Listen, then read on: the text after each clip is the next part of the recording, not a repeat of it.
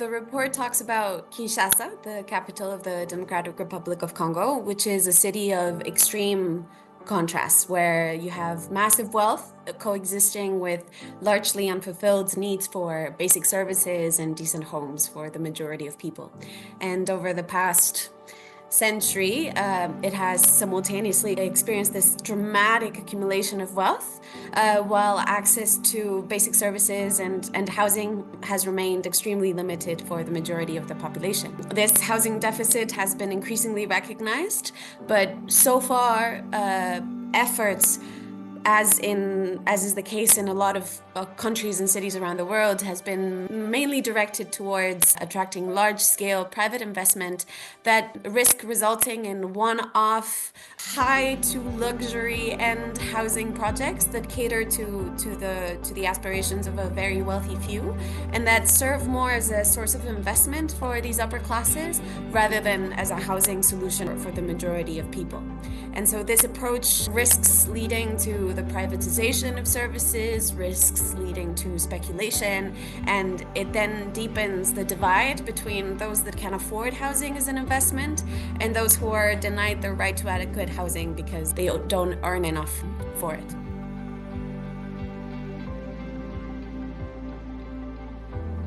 There are many reasons why Kinshasa is a very important city to understand.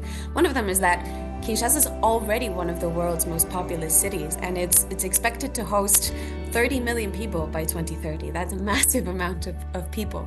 And many people come to Kinshasa from all over the country and from outside, hoping to take advantage of the economic and social opportunities that living in a large city, in a large metropolis like this offers. But in context of extreme inequalities and urbanization, access to housing actually can serve as that catalyzer, either of economic prosperity and social inclusion, or on the contrary, of further exclusion and marginalization, which is why it's so important to think about housing. But currently, life in Kinshasa is too expensive for the majority of people to afford it. And even those isolated housing development projects that we have seen in the past decades remain completely unaffordable to the majority of the population. There was a calculation that to access some of these new housing, an average worker would have to save their entire salary, their entire monthly salary, for more than 6 years to just afford 1 month's rent. So it's completely unacceptable. And when people are locked out of the formal housing available, that's when they have to resort to living in informal settlements that not only don't have the quality of infrastructure and the quality of services that people deserve, but they also can be located in vulnerable conditions, in locations that are susceptible to flooding, and that make these populations more exposed to other challenges such as climate change. And so it becomes a risk for the people living it, and it becomes a major obstacle for a city like Kinshasa to truly accomplish this vision of Kinshasa la Belle, of Kinshasa of the future, of a city that truly offers the economic and social and political opportunities that a capital of such a rich country as the Democratic Republic of Congo could offer.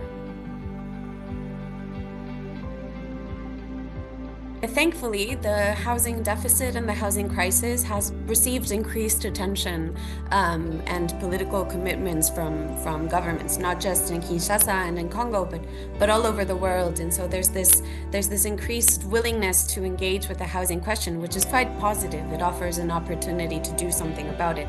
The problem is that when we focus only on building more housing or attracting private investment because we consider that is the way of solving the housing crisis most quickly, we forget that actually the majority of housing in cities like Kinshasa is provided not by these large-scale private providers, but actually by very small-scale communities, households themselves who have to resort to informal ways of producing housing because they're left out of dominant housing models and housing approaches. And so when we look at initiatives and policies that are put in place to solve the housing crisis, it would be good to take advantage of these solutions that are being developed by the communities themselves and understand how they're fulfilling their needs, rather than take a punitive or criminalizing approach to these forms of housing production. And so when when, for example, in Kinshasa and in Congo, we have the creation of institutions like the FONAB, the National Fund for Housing, or the revision of the Urbanism Code. And so when these initiatives take place in dialogue with the needs of the communities, then they can incorporate regulations and policies and funding that can support these smaller scale developments as well.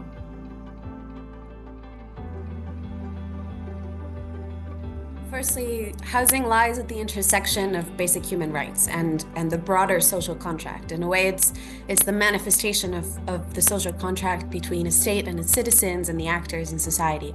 In Congo, the constitution not only sees the family as the foundation of the community, but also guarantees its right to decent housing. And so the persistent housing crisis that we see in Kinshasa and beyond reflect not just a failure to fulfill this fundamental right to adequate housing, but also a breakdown of the social contract itself.